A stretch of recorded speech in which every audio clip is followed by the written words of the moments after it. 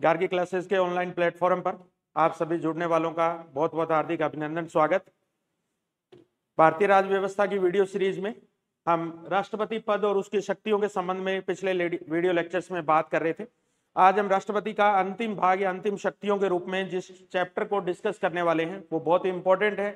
हर एक competition exam का सबसे फेवरेट टॉपिक रहता है ये एग्जामिनर का, जिसको हम राष्ट्रपति के आपातकालीन शक्तियों के रूप में जानते हैं, या हम ये कहें कि ये आपातकाल वाली जो शक्तियां हैं ये हमने संविधान में एक अलग भाग के रूप में शामिल की हुई है।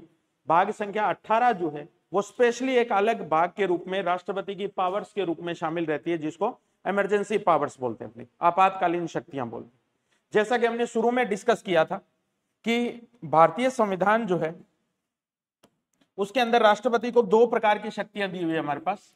एक वो शक्तियां थी जिनको हम सामान्य शक्तियां बोलते हैं।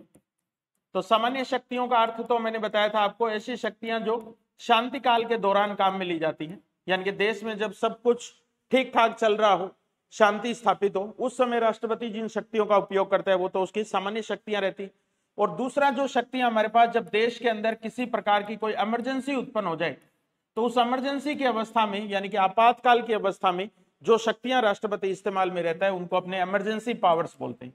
तो आर्टिकल नंबर 352 से लेकर 360 के बीच में जिन शक्तियों का उल्लेख राष्ट्रपति के आता है उनको अपने क्या बोलते हैं, आपातकालीन शक्तियां बोलते हैं।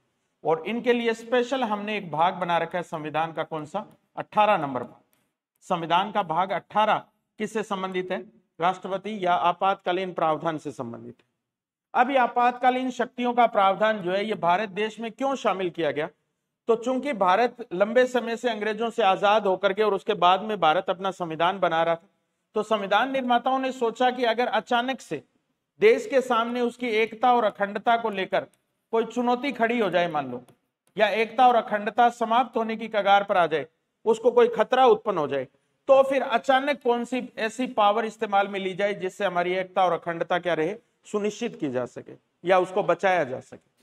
तो वैसे तो मूलतः भारतीय संविधान जो है इसको संघात्मक संविधान बोला जाता है।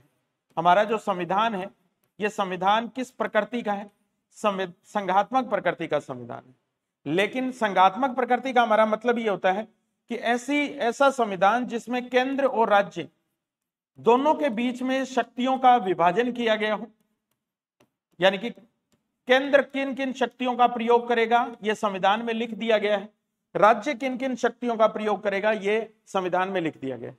तो सामान्यतः ऐसा संविधान जो केंद्र और राज्यों के आपसी शक्ति विभाजन से या आपसी सहयोग से चलता है, ऐसे संविधान को हम बोल सकते हैं संघात्मक संविधान।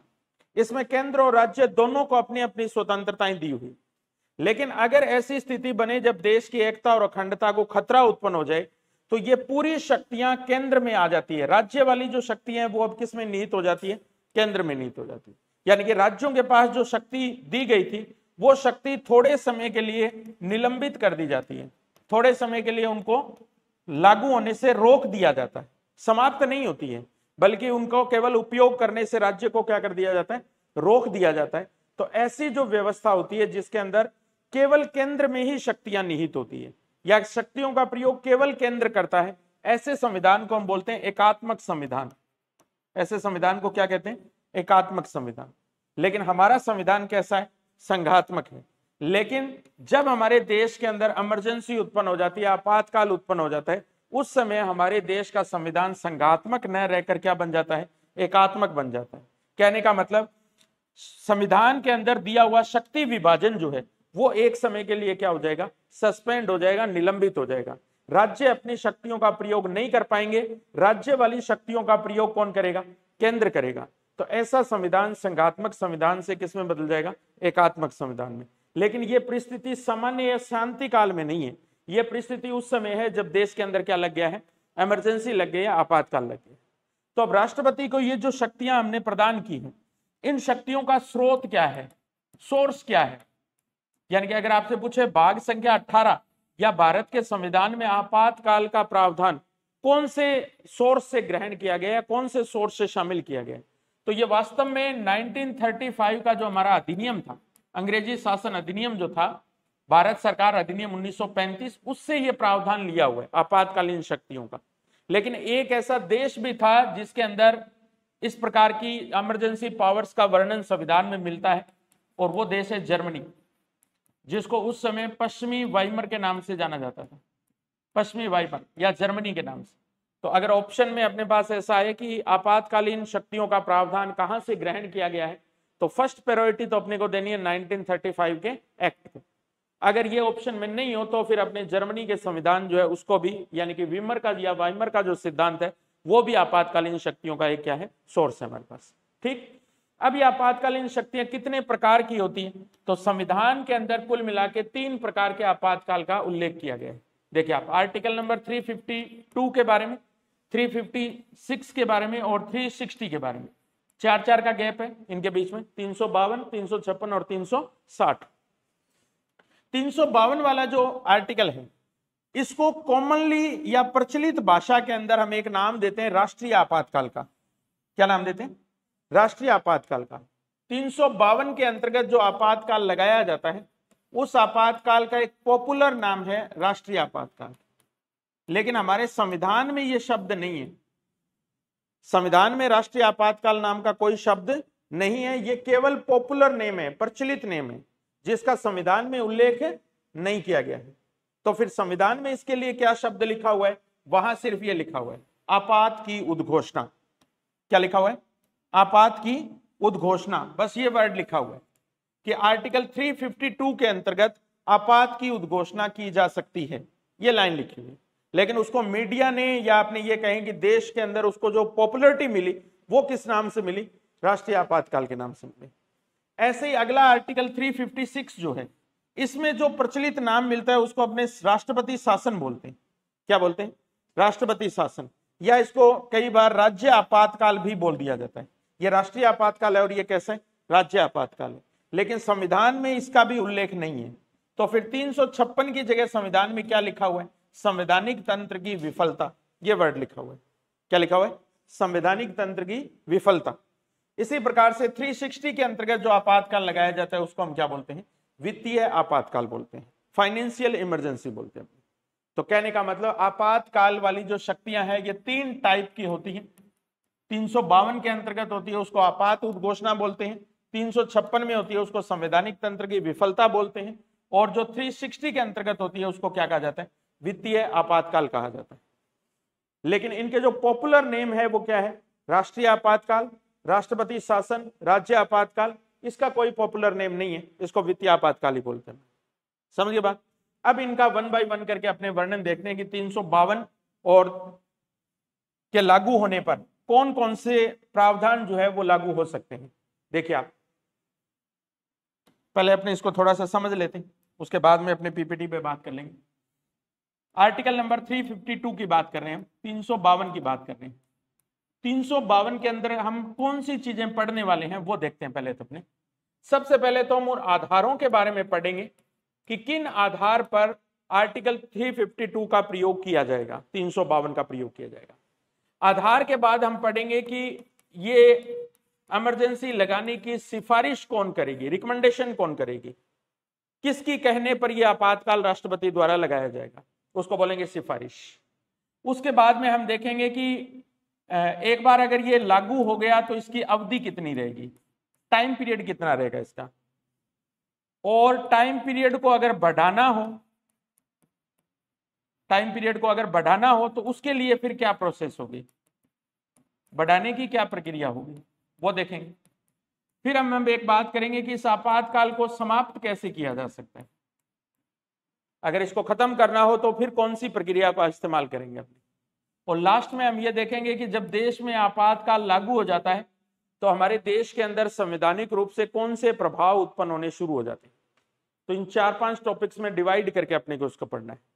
सबसे पहले अपने देखते हैं राष्ट्रीय आपातकाल का आधार क्या हो सकता है, बेस क्या हो सकता है। तो हमारे संविधान के अंदर जो संविधान 26 जनवरी 1950 को हमारा लागू हुआ था, उस समय इसके अंदर जो 3 आधार बताए गए थे, 3 आधार बताए गए थे। पहला आधार था कि भारत के ऊपर किसी दूसरे देश का आक्रमण हो जाए, बाहरी आक्रमण हो जाए। जैसे हमारे देश पे पाकिस्तान के आक्रमण हुए, हमारे देश पे चाइना ने आक्रमण किया है, तो हमारे देश पे दूसरे देशों के क्या है, आक्रमण है। दूसरा, भारत देश चला के किसी दूसरे देश के साथ युद्ध कर ले, तो ऐसी परिस्थिति तो आज तक आई नहीं है कि भारत ने चल के किसी दूसरे देश के साथ युद्ध किया हो। तो युद्ध हो जाने पर, बाहरी आक्रमण हो जाने पर। और तीसरा जो इसमें आधार बताया गया था वो था आंतरिक अशांति। जो वर्डिंग काम में ली गई थी वो क्या थी? आंतरिक अशांति। तो इन तीन आधारों पर आपातकाल की घोषणा की जा सकती थी। ये बात हमने किस में लिखी है? 26 जनवरी 1950 को जो हमारा संविधान लागू हुआ उसके अंतर्गत लिखी। लेकिन एक इमरजेंसी ऐसी थी जिसको जब देश में लागू किया गया, वो उसका आधार था आंतरिक अशांति। 1975 में 1975 में हमारे देश के अंदर जो आपातकाल लगाया गया था, वो उसका आधार जो रखा गया था वो क्या था? आंतरिक अशांति था। तो इस आंतरिक अशांति वाले आपातकाल की बहुत अधिक आलोचना हुई। आलोचना होने के कारण 44वें संविधान संशोधन के द्वारा इस आंतरिक अशांति शब्द को प्रतिस्थापित कर दिया गया एक नए वर्ड से, और इसकी जगह नया शब्द शामिल कर दिया गया सशस्त्र विद्रोह के नाम से। सशस्त्र विद्रोह यानी कि हथियारों के साथ अगर देश में विद्रोह हो जाए, ठीक है, तो उस कंडीशन के अंदर इमरजेंसी को लागू किया जा सकता है। तो ये वर्ड मूल संविधान में नहीं था हमारे, सशस्त्र विद्रोह वाला। इसकी जगह पहले शब्द लिखा हुआ था क्या? आंतरिक अशांति। लेकिन कौन से संविधान संशोधन से इसको प्रतिस्थापित किया गया? 44वें संविधान संशोधन से। तो कहने का मतलब ये हुआ कि इमरजेंसी को लगाने के तीन आधार हो सकते हैं। अब ये दोनों आधार जो हैं, युद्ध और बाहरी आक्रमण, ये दोनों तो देश के नहीं है, ये बाहरी प्रभाव के कारण है। बाहर से कोई या दूसरे देश के साथ हमारा कोई झंझट हो जाए तब उस कंडीशन में। तो ऐसे आपातकाल को तो हम बोलते हैं बाहरी आपातकाल। कौन सा आपातकाल? बाहरी आपातकाल। यानी कि वो आपातकाल जो युद्ध या बाहरी आक्रमण के आधार पर लगाया जाता है उसको तो बोलते हैं बाहरी आपातकाल। और दूसरा बचा हुआ जो आपातकाल है उसको बोलते हैं आंतरिक आपातकाल, जो हमारे देश में सशस्त्र विद्रोह होने की अवस्था में लगाया जाता है। समझ गया आप? ठीक है, यानी कि आपातकाल को लगाने के तीन आधार हो सकते हैं। इनमें दो आधार ऐसे हैं जिनको अपने क्या बोलते हैं? बाह्य आधार बोलते हैं या बाहरी आपातकाल बोलते हैं। और एक आधार ऐसा है जो देश के अंदर ऐसी कोई परिस्थिति उत्पन्न हो जाए तो उसको अपने क्या बोलते हैं? आंतरिक आपातकाल बोल सकते हैं। तो ये आर्टिकल नंबर 352 में सबसे पहले जो वर्णन मिलता है वो किसका मिलता है? आधार का मिलता है। किस बेस पर लगाएंगे अपने। अब दूसरी बात आती है कि इसकी सिफारिश कौन करेगा? राष्ट्रीय आपातकाल को लगाने की सिफारिश कौन करेगा? तो देखो आप, जो हमारा मूल संविधान था, मूल संविधान, उसके अंदर तो एक लाइन लिखी हुई थी कि प्रधानमंत्री और उसकी मंत्रिपरिषद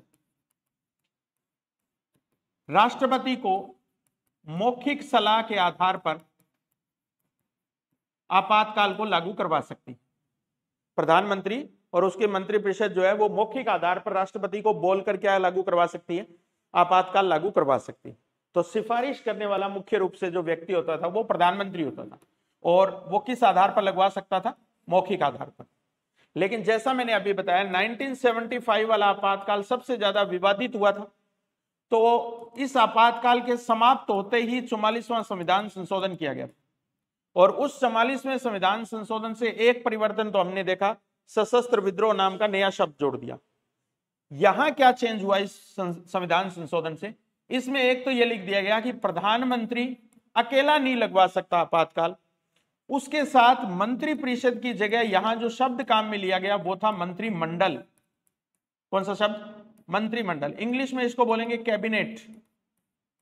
कैबिनेट यानी कि अब राष्ट्रीय आपातकाल को लगवाएगा प्रधानमंत्री, लगवाएगा, लेकिन किसके साथ विचार विमर्श करके लगाएगा? कैबिनेट के साथ, मंत्रिमंडल के साथ। या मंत्रिपरिषद शब्द नहीं था, या क्या था? मंत्रिमंडल शब्द। मंत्रिमंडल के साथ विचार विमर्श करके प्रधानमंत्री इसको लागू करवाएगा, और मौखिक सलाह के आधार पर इसको लागू नहीं किया जा सकता। इसके लिए इनकी क्या चाहिए? लिखित सिफारिश चाहिए, लिखित सलाह चाहिए। तो ये जो दो वर्ड जोड़े जा रहे थे नए, एक तो लिखित सलाह वाला और एक ये मंत्रिमंडल वाला, ये अब से पहले संविधान में नहीं थे। अब से पहले संविधान में नहीं थे। तो इनका प्रयोग पूरे संविधान के अंदर केवल एक ही आर्टिकल में मिलता है, और वो आर्टिकल नंबर है 352। यानी कि मंत्रिमंडल नाम का जो शब्द हमारे संविधान में काम में आया है, वो केवल एक ही बार आया है, और वो एक बार के लिए जो यूज में आया है वो कौन से आर्टिकल में, 352 में। और इसका भी अगर भाग आगे हम देखें तो 352(3), इसका जो उपभाग है उसके अंदर केवल एक बार इस मंत्रिमंडल शब्द का प्रयोग किया गया है, और साथ में लिखित सलाह के आधार पर ही आपातकाल को लागू किया जा सकता है। तो अब वर्तमान में जो सिफारिश करता है वो प्रधानमंत्री अपनी मंत्रिमंडल से विचार विमर्श करके लिखित सलाह के आधार पर राष्ट्रपति को अगर सौंपे तो राष्ट्रपति उसको लागू कर सकता है। समझे बात? तो ये है इसको लगाने का क्या आधार, लगाने का आधार। अब अपने बात करें कि इसका क्षेत्र क्या कौन सा होगा, यानी कि इसका दायरा क्या होगा। अगर राष्ट्रीय आपातकाल लागू हुआ तो ये पूरे देश में लागू होगा या इसके किसी भाग में लागू होगा, या इसकी स्थिति क्या रहेगी, रेंज क्या रहेगी, इसकी दायरा क्या रहेगा। तो दायरे के बारे में हम 2 पॉइंट पढ़ते हैं। अब से पहले तो क्या होता था, जब संविधान का भाग लागू हुआ था तब तो यह कहा गया था कि आपातकाल पूरे देश में लागू होगा। जैसे ही घोषणा हो गई, घोषणा के साथ ही पूरे देश के अंदर सभी राज्यों के अंदर इमरजेंसी को लागू कर दिया जाएगा। लेकिन इसमें एक चेंज किया गया 42वें संविधान संशोधन से। कौन से संविधान संशोधन से? 42वें से। और 42वें संविधान संशोधन में यह कह दिया गया कि राष्ट्रीय आपातकाल पूरे देश में भी लागू किया जा सकता है या इसके किसी एक भाग में भी लागू किया जा सकता है, किसी एक भाग में भी लागू किया जा सकता है। तो वर्तमान में राष्ट्रीय आपातकाल का दायरा, रेंज या इसकी परिधि क्या हो सकती है, तो पूरा देश भी हो सकता है जो पहले से था। इसके साथ साथ किसी एक राज्य के अंदर या उसके किसी एक भाग के अंदर भी आपातकाल की घोषणा की जा सकती है। ठीक है, ऐसा इसलिए है क्योंकि जैसे मान लो तमिलनाडु के अंदर कोई परिस्थिति बिगड़ी तो उसका राजस्थान से कोई संबंध नहीं है, तो पूरे देश की व्यवस्था को रोक देना तो ये सही नहीं होगा। इसलिए ये कहा गया कि तमिलनाडु वाले उसे एक राज्य के अंदर आपातकाल लगा दो, बाकी क्षेत्र को प्रभावित नहीं होना चाहिए। धीरे धीरे जरूरत पड़ेगी तो बढ़ा लेंगे इसको, अदरवाइज उतने ही भाग के अंदर आपातकाल लागू रहेगा।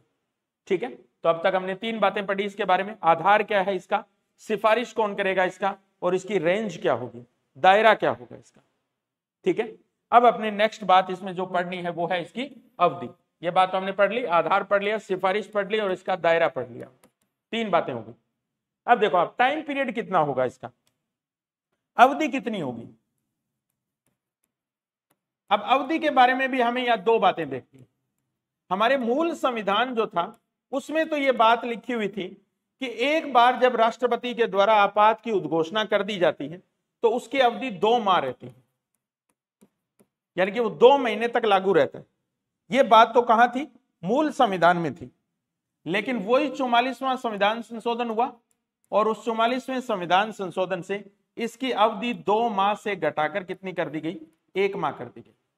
तो वर्तमान में राष्ट्रीय आपातकाल जब एक बार लागू हो जाता है तो कितने समय तक प्रभावी रहता है, 1 माह तक प्रभावी रहता है, या दूसरे शब्दों में हम ये कहते हैं 30 दिन तक प्रभावी रहता है।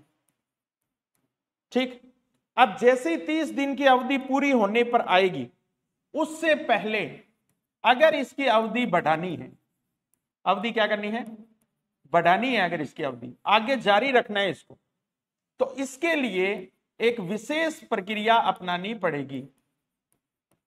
विशेष प्रक्रिया यह है कि इसको आगे बढ़ाने का काम संसद कर सकती है। आगे बढ़ाने का काम कौन कर सकती है, संसद। अब की बार प्रधानमंत्री और मंत्रिमंडल इसको आगे बढ़ाने का काम नहीं कर सकता, इसको आगे बढ़ाने का काम कौन करेगी, संसद करेगी। और संसद के अंदर भी इसको आगे बढ़ाने के लिए विशेष बहुमत चाहिए। कैसा बहुमत चाहिए, विशेष बहुमत।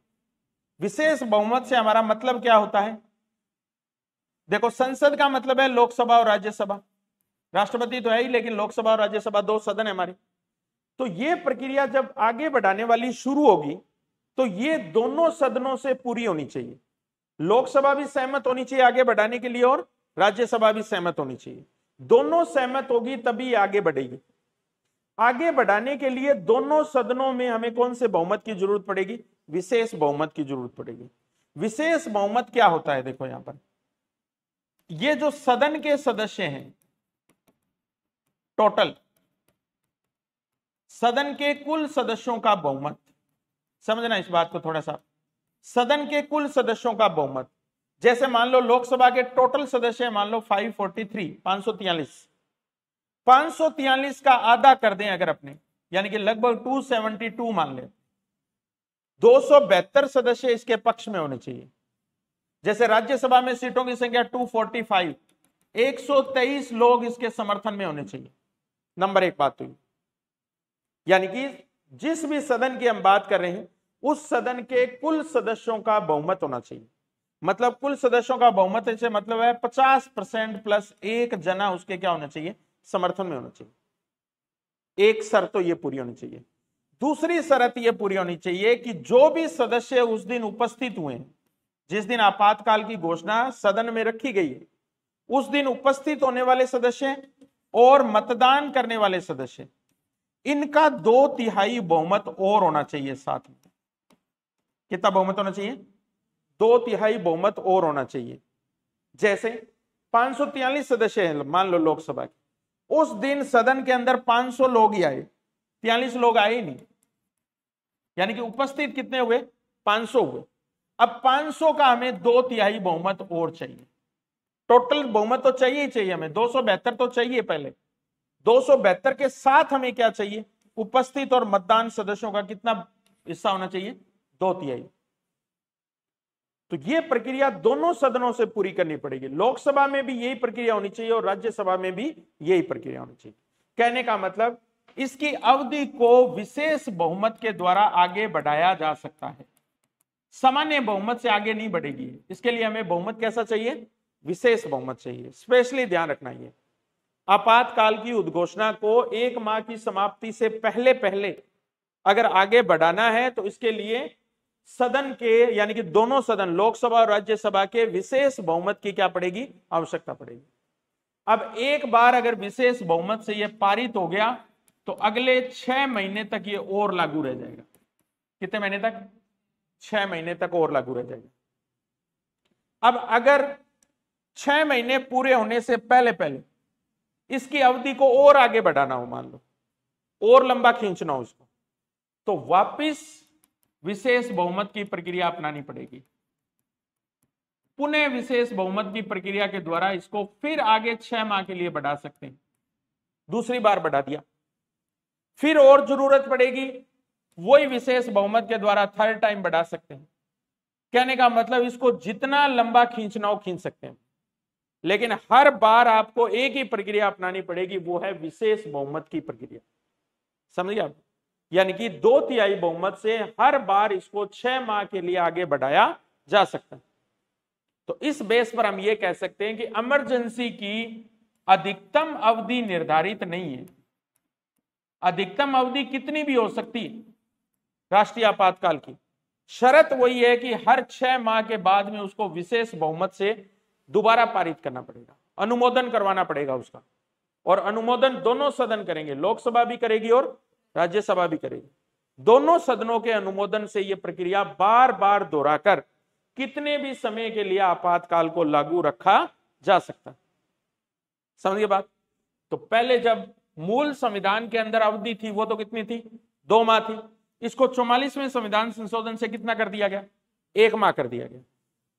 इस प्रक्रिया में कोई चेंज आया था क्या संविधान के अंदर? वो और देखने हमें। जब मूल संविधान हमारा लागू हुआ था उस समय यह विशेष बहुमत की प्रक्रिया नहीं थी। उस समय आपातकाल को आगे बढ़ाने के लिए या इसका अनुमोदन करने के लिए साधारण बहुमत ही बहुत था। साधारण बहुमत का मतलब ये वाला बहुमत, सदन के कुल सदस्य संख्या का 50% प्लस 1। इस बहुमत से इसको आगे बढ़ाया जा सकता था, लेकिन 44वें संविधान संशोधन से इसको विशेष बहुमत में बदल दिया गया। तो ये जो विशेष बहुमत वाली प्रक्रिया जो हमने शामिल की, ये कौन से संविधान संशोधन से शामिल की? 44वें से। तो ये चौथा चेंज आ रहा है जो 44वें संविधान संशोधन से हुआ। ठीक, और क्या चेंज हुआ देखिए आप। पहले क्या होता था, जैसे ही आपातकाल लागू हुआ और एक बार अगर संसद ने अपने साधारण बहुमत से उसका अनुमोदन कर दिया तो ये अनिश्चित काल के लिए लागू हो जाता था। अनिश्चित काल के लिए क्या हो जाता था? लागू हो जाता था। एक ही बार अनुमोदन की जरूरत पड़ती थी, लेकिन बाद में क्या किया गया? प्रत्येक 6 माह बाद में इसका अनुमोदन किया जाना क्या किया गया, आवश्यक किया। ये जो 6 माह वाली जो प्रक्रिया मैं बता रहा हूं, 6 माह के बाद में विशेष बहुमत से दोबारा अनुमोदन करना पड़ेगा। ये प्रक्रिया पहले संविधान में नहीं थी, ये बाद में 44वें संविधान संशोधन से की गई प्रक्रिया। तो 44वें संविधान संशोधन से क्या क्या चेंजेज आ रहे हैं वो बहुत ही इंपॉर्टेंट है, पेपर में पूछे जाने लायक। पहला चेंज जो आया वो तो यही आया कि शब्द जो है उसको प्रतिस्थापित किया गया, नया शब्द जोड़ा गया, क्या, सशस्त्र विद्रोह, नंबर 1 बात। दूसरा जो चेंज आया वो था कि मंत्रिमंडल की लिखित सिफारिश से ही आ सकता है, आपातकाल लागू किया जा सकता है, अकेला प्रधानमंत्री इसको लागू नहीं करवा सकता। तीसरा जो चेंज आया वो था आपातकाल की अवधि 2 माह से घटाकर कितनी की गई, 1 माह की गई। और क्या चेंज हुआ, पहले अनुमोदन के लिए कौन सा बहुमत चाहिए होता था, साधारण बहुमत, इसको बदलकर किस में बदल दिया गया, विशेष बहुमत की प्रक्रिया में। चौथा, पांचवा जो चेंज आया वो ये था कि एक बार अगर अनुमोदन हो जाता था पहले तो उसको अनिश्चित समय के लिए क्या कर दिया जाता था, लागू कर दिया जाता था।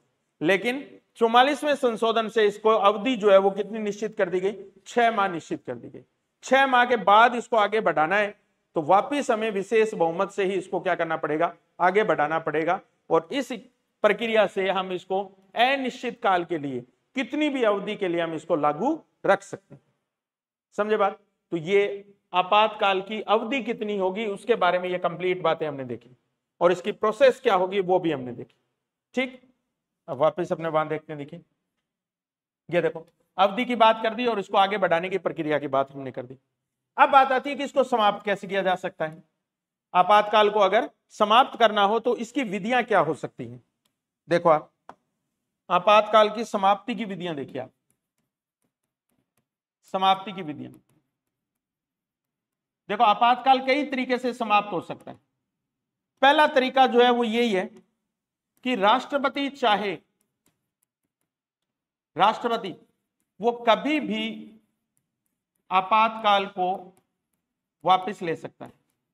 अपनी जो घोषणा थी उस घोषणा को राष्ट्रपति किसी भी समय क्या कर ले सकता है, वापस ले सकता है।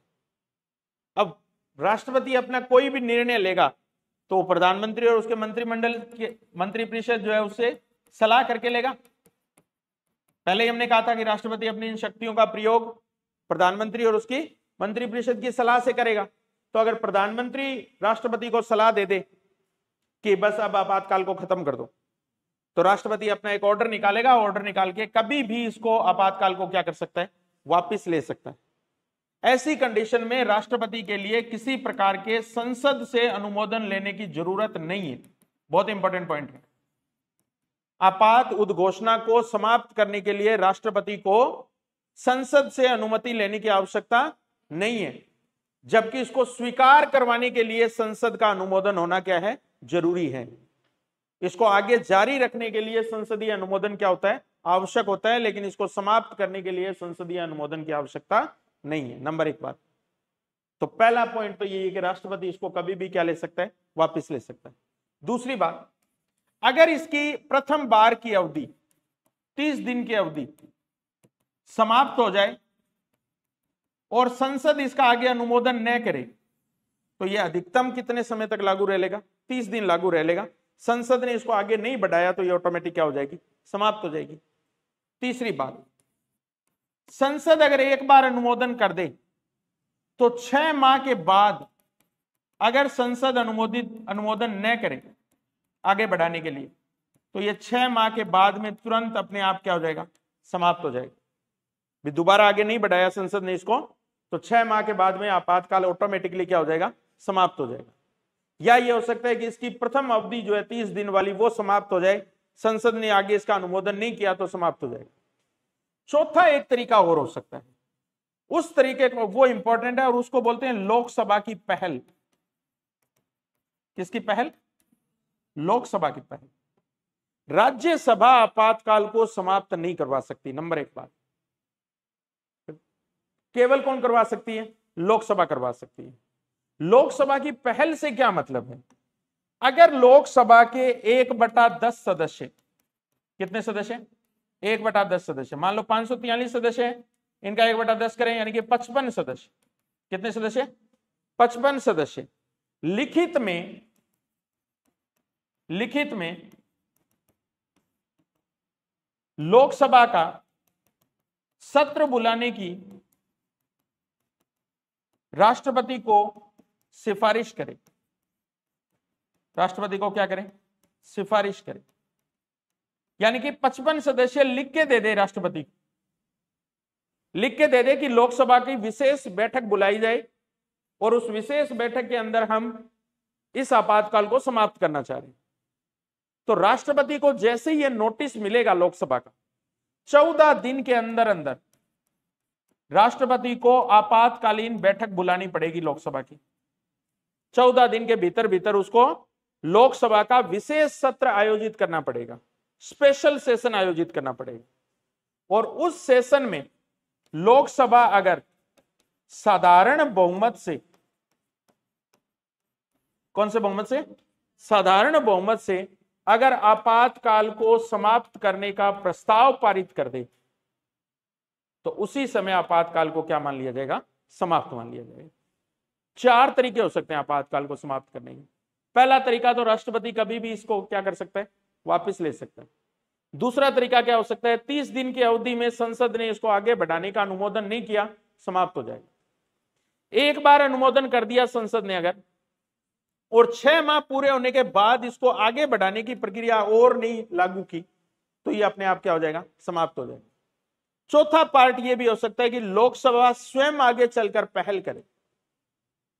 तो सत्र चल रहा है तब तो ठीक है, मान लो सत्रावकाश चल रहा है, लोकसभा का सत्र या मीटिंग आयोजित ही नहीं हो रही है, तो उस समय स्पेशल मीटिंग बुलाने के लिए लोकसभा के कितने सदस्य चाहिए? 1/10 सदस्य चाहिए।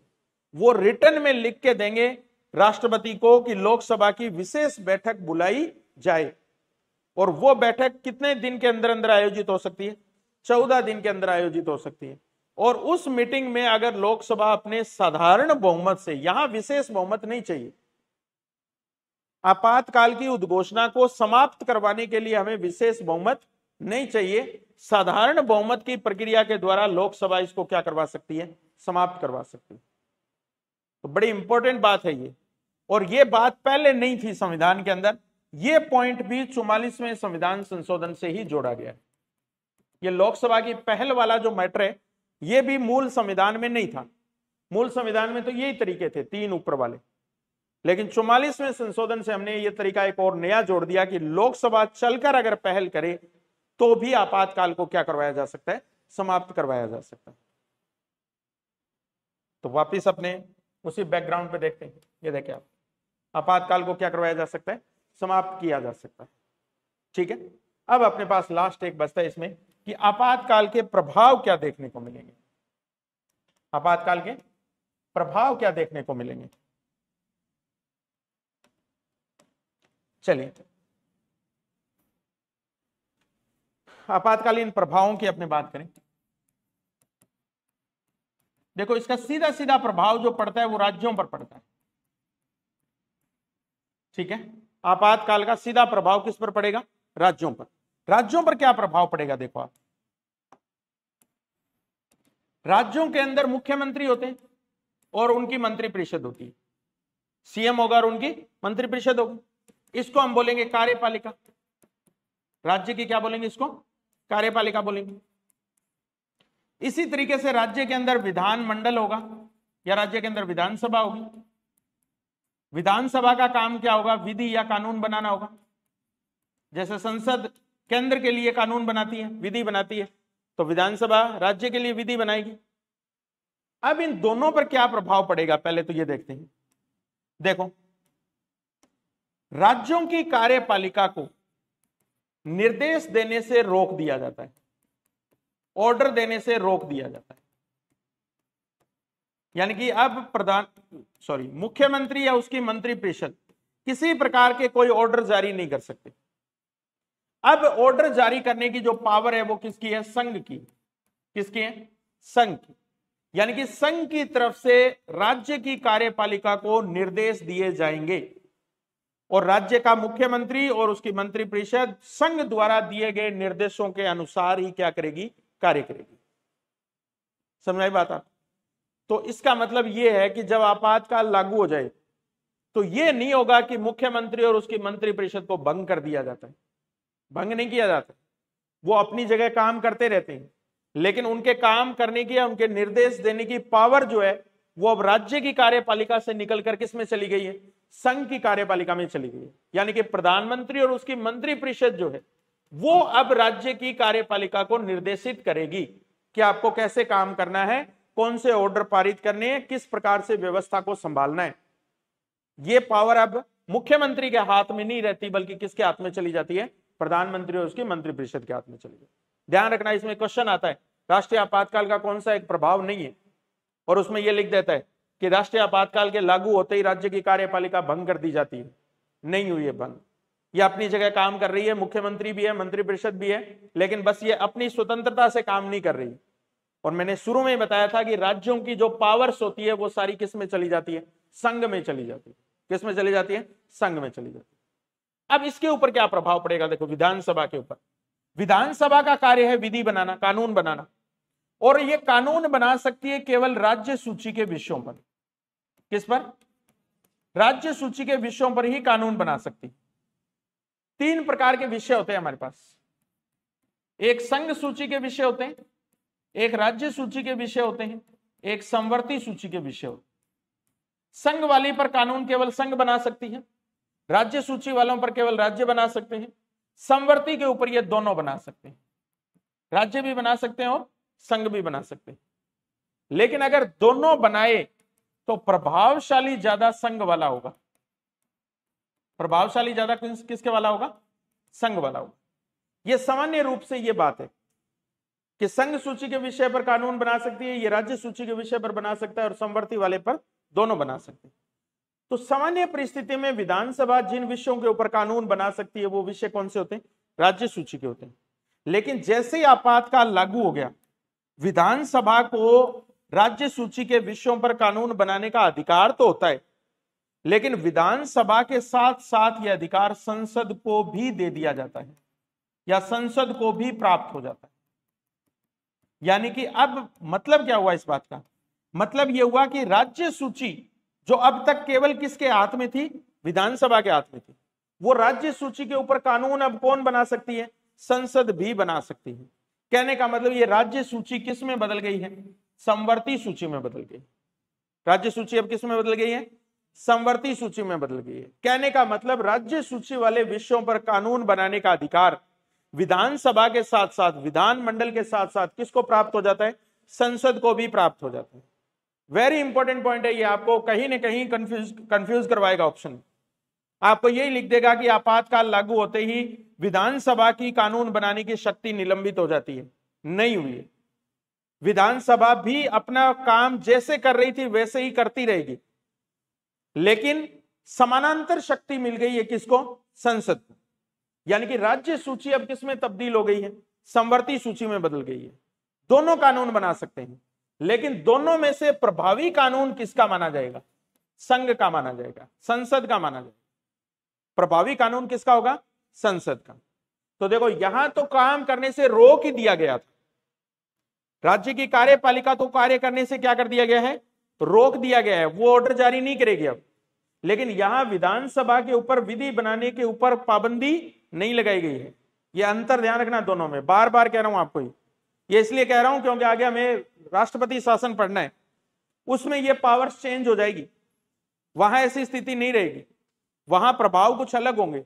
और यही कारण होता है कि स्टूडेंट्स के अक्सर दिमाग में ये रहता है तो वो भूल जाते हैं, उसका क्वेश्चन आता है तो इसको साथ मिला लेते हैं। तो राष्ट्रीय आपातकाल के समय कार्यपालिका पर प्रभाव अलग है, विधानसभा पर प्रभाव क्या है, अलग है। तो विधानसभा के ऊपर विधि बनाना ये पावर एजिट रहती है राज्यसभा के, विधानसभा के पास, लेकिन ये समानांतर प्राप्त हो जाती है किसको, संसद को। तो दो इफेक्ट तो ये देखने अपने को, कार्यपालिका पर क्या प्रभाव पड़ता है और दूसरा विधानसभा पे क्या प्रभाव पड़ता है। तीसरा जो प्रभाव हमें देखने को मिलता है वो है वित्त संबंधी प्रभाव। फाइनेंशियल इफेक्ट क्या पड़ता है, वित्त संबंधी क्या प्रभाव पड़ते हैं। तो देखो एक्चुअल में तो ऐसा होता है कि जो भी टैक्स का पैसा सेंट्रल गवर्नमेंट के द्वारा इकट्ठा किया जाता है, संघ द्वारा एकत्रित किया जाता है, संघ उसको एकत्रित करके कुछ हिस्सा अपने पास रख लेती है और बाकी हिस्सा राज्यों को वितरित कर देती, स्टेट्स को दे देती सामान्य परिस्थिति में। लेकिन जब आपातकाल लग जाता है, उस समय संघ सरकार के द्वारा ये जो टैक्स के पैसे का पुनर्वितरण किया जा रहा है, इसके अंदर किसी प्रकार की कोई कटौती की जा सकती है। इसमें क्या की जा सकती है? कटौती की जा सकती है। कहने का मतलब यह हुआ कि संघ और राज्यों के बीच जो टैक्स या वित्त संबंधी जो प्रावधान संविधान में लिखे हुए हैं, उनके अंदर किसी टाइप की कोई कटौती संघ के द्वारा की जा सकती है। तो तीसरा जो इफेक्ट हमें पढ़ना है वो है केंद्र राज्य के बीच में वित्त संबंधी क्या प्रभाव देखने को मिलते हैं, फाइनेंशियली क्या प्रभाव देखने। और चौथी बात जो सबसे इंपॉर्टेंट है वो है मूल अधिकारों पर प्रभाव। किस पर प्रभाव? मूल अधिकारों पर प्रभाव। मूल अधिकारों पर क्या प्रभाव पड़ेगा अगर यह राष्ट्रीय आपातकाल लागू हो जाए तो यहां हमारे पास दो आर्टिकल है, देखिए, मूल अधिकारों पर प्रभाव को बताने वाले। एक आर्टिकल है उसका नाम है अनुच्छेद नंबर 358 358, और दूसरा जो आर्टिकल है उसका नाम है 359। सीधा प्रश्न तो पहले यही आ जाएगा कि राष्ट्रीय आपातकाल के समय मूल अधिकारों पर प्रभाव का उल्लेख कौन से दो अनुच्छेद करते हैं? 358 नंबर करता है और दूसरा कौन सा करता है? 359 नंबर। 358 नंबर जो आर्टिकल है ये केवल एक ही मूल अधिकार के ऊपर चर्चा करता है, वो है अनुच्छेद 19 के मूल अधिकार। किस पर? अनुच्छेद 19 के मूल अधिकार। अब 19 के बारे में 358 एक बात कहता है, वो कहता है कि अगर बाहरी आपातकाल लगा दिया जाए, क्या कर दिया जाए? बाहरी आपातकाल लगा दिया जाए, यानी कि देश का युद्ध हो जाए किसी दूसरे देश के साथ, या हमारे देश पर किसी दूसरे देश का क्या हो जाए? आक्रमण हो जाए। उस स्थिति में अनुच्छेद 19 स्वतः निलंबित हो जाता है। स्वतः क्या हो जाता है? निलंबित हो जाता है। और अनुच्छेद 19 के अंदर हमें तमाम प्रकार की व्यक्तिगत स्वतंत्रताएं दी हुई है, यानी कि एक व्यक्ति को कौन कौन सी स्वतंत्रताएं प्राप्त होती हैं। उसको घूमने की स्वतंत्रता है, उसको व्यापार करने की स्वतंत्रता है, उसको संघ बनाने की स्वतंत्रता है, बोलने की स्वतंत्रता है, सारी प्रकार की स्वतंत्रताएं आर्टिकल नंबर 19 में। तो ये कहता है कि अगर आपातकाल का आधार बाहरी है तो ऐसी अवस्था में आर्टिकल 19 ऑटोमेटिकली क्या हो जाएगा? निलंबित हो जाएगा। जैसे ही राष्ट्रपति ने आपातकाल की घोषणा की, करते ही आर्टिकल 19 क्या हो गया? निलंबित हो गया। निलंबित होने का मतलब हमारा यह है कि अब व्यक्ति अपनी व्यक्तिगत स्वतंत्रता को लेकर कोर्ट नहीं जा सकता, उसको न्यायालय में जाने का अधिकार नहीं है। मान लो किसी आदमी को थोड़े समय के लिए घर में रोक दिया, जैसे मान लो कोरोना टाइम पीरियड आया, तो कोरोना टाइम के अंदर क्या हुआ? सारी पब्लिक को कह दिया गया कि आप घरों में रहिएगा, आपको बाहर घूमने की स्वतंत्रता नहीं है, आपको मीटिंग करने की स्वतंत्रता नहीं है। मतलब आपकी व्यक्तिगत स्वतंत्रताओं को थोड़े समय के लिए क्या कर दिया गया है? निलंबित कर दिया गया। समाप्त नहीं हुई है, केवल क्या की जा रही है? निलंबित की जा रही है। तो ऐसी अवस्था में आप कोर्ट में जाके ये नहीं कह सकते कि जी मेरी तो स्वतंत्रता है कि मैं घूम सकता हूं कहीं भी, मेरी स्वतंत्रता को रोका जा रहा है। तो निलंबित होने का मतलब ये। तो 19 नंबर वाला जो आर्टिकल है ये बाहरी आपातकाल के समय क्या हो जाएगा? स्वतः निलंबित हो जाएगा। लेकिन अगर आपातकाल लग रहा है सशस्त्र विद्रोह के आधार पर, किसके आधार पर?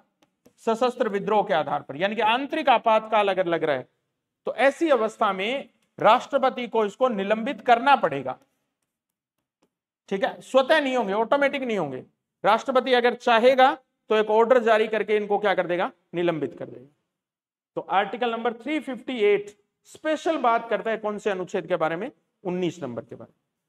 अब अन्य जितनी भी हमारे मूल अधिकार हैं, इनके अलावा अन्य जो फंडामेंटल राइट है उनके ऊपर क्या प्रभाव पड़ेगा? तो ये आर्टिकल नंबर 359 बताता है। 19 को छोड़कर बाकी जितने भी मूल अधिकार उनके ऊपर क्या प्रभाव पड़ेगा, वो आर्टिकल नंबर कौन सा बता रहा है? 359। और इसके अंदर एक ही बात कही गई है कि आर्टिकल नंबर 20 और 21 को छोड़कर, कौन से आर्टिकल को छोड़कर? 20 और 21 को छोड़कर अन्य सभी मूल अधिकार राष्ट्रपति द्वारा निलंबित किए जा सकते हैं। ठीक है, दो तो कभी नहीं हो सकते, आर्टिकल नंबर 20 और आर्टिकल नंबर 21। अब 20 और 21 क्या है, इसकी अगर मैं थोड़ी सी बात आपको बता दूं। आर्टिकल नंबर 20 तो यह कहता है कि ऐसा कोई व्यक्ति जिसने कोई अपराध किया है या उसके ऊपर अपराध करने का आरोप लगा है, तो उसको हम बोलते हैं आरोपों के संबंध में दोष सिद्धि का अधिकार। आरोपों के संबंध में दोष सिद्धि का अधिकार, इसके ऊपर प्रतिबंध नहीं लगाया जा सकता। और एक आर्टिकल नंबर 21 जो है इसको हम बोलते हैं प्राण और दैहिक स्वतंत्रता का अधिकार। क्या बोलते हैं? प्राण और दैहिक स्वतंत्रता का अधिकार। इन दो अधिकारों से किसी भी समय आपातकाल लगे, इनसे व्यक्ति को वंचित नहीं किया जा सकता। केवल किससे किया जा सकता है? आर्टिकल 19 में तो स्वतः हो जाएगा, अन्य जितने भी बच गए 19, 20, 21 के अलावा उनको अगर निलंबित करना है तो राष्ट्रपति को इसके लिए क्या करना पड़ेगा? ऑर्डर जारी करना पड़ेगा। क्या करना पड़ेगा? ऑर्डर जारी करना पड़ेगा। तो ये जितने भी इफेक्ट्स हैं हमारे, चार मुख्य अलग अलग प्रकार के इफेक्ट्स, ये पढ़ते हैं आपातकाल के दौरान अलग अलग कार्यपालिका पर क्या प्रभाव पड़ा, विधायिका या विधानसभा पर क्या प्रभाव पड़ा, वित्तीय संबंधी और मूल अधिकारों पर क्या प्रभाव पड़ा। ठीक है, तो आज तो अपने इस वीडियो लेक्चर को पूरा बोर्ड पे हल किया है। कल के वीडियो लेक्चर में इसको एक बार अपने पीपीटी पे रिवाइज करेंगे और फिर राष्ट्रपति आपातकाल की अगली शक्तियों के बारे में पढ़ेंगे। Thank you.